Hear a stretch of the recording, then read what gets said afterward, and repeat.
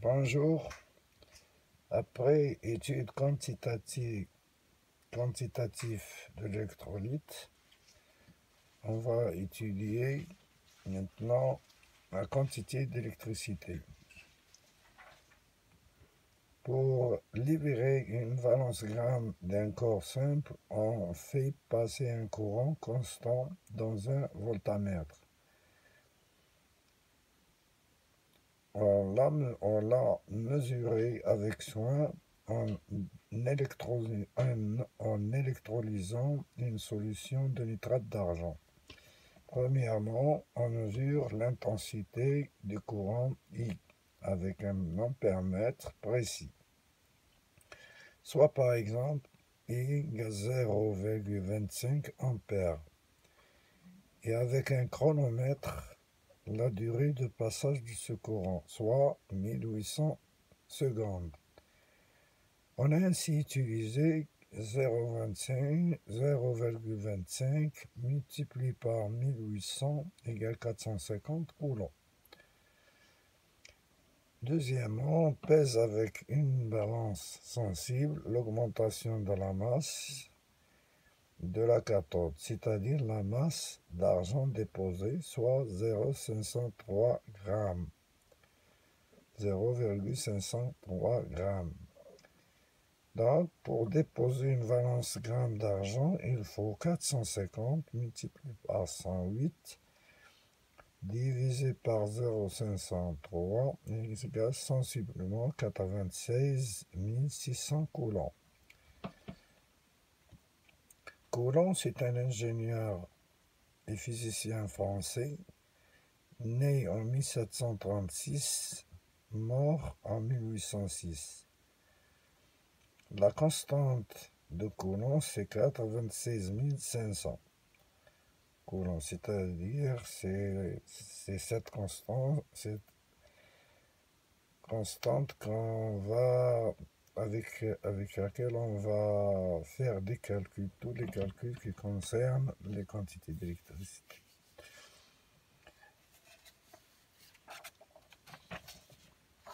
En B,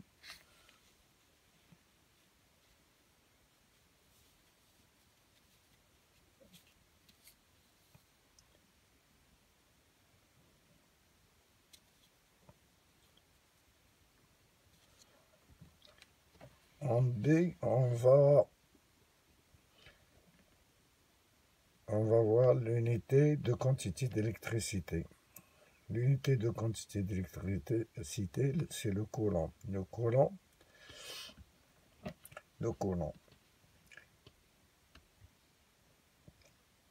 Un ampère fournit un coulomb par seconde. Il dépose 108 divisé par 96 600 est sensiblement égal à 0,00118 grammes d'argent par seconde, ou bien 1,118 mg d'argent. La définition du coulomb. Le coulomb est la quantité d'électricité qui, traversant un voltamètre à nitrate d'argent, dépose à la cathode une masse de 1,118 mg d'argent. Un coulomb correspond à 1,118 mg d'argent.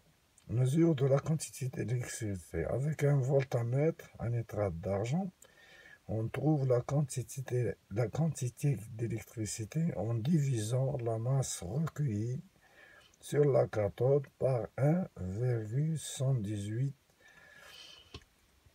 c'est-à-dire la quantité d'électricité égale la masse recueillie sur la cathode sur 1 divisé par 1,118, c'est-à-dire M en milligrammes, et Q c'est en coulomb.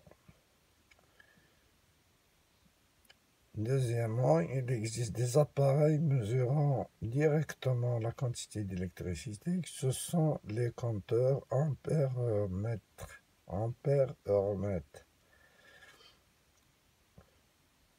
Troisièmement, il existe des compteurs ampères-mètres numériques et des compteurs à aiguille. C'est un schéma de branchement d'un compteur ampère-mètre paramétrique. Générateur, il y a l'entrée du générateur, c'est-à-dire l'arrivée du courant. Il passe à travers le compteur, puis on le recueille au récepteur. Merci de votre attention. Bon courage. La prochaine fois, on va étudier la classification des énergies. Bon courage.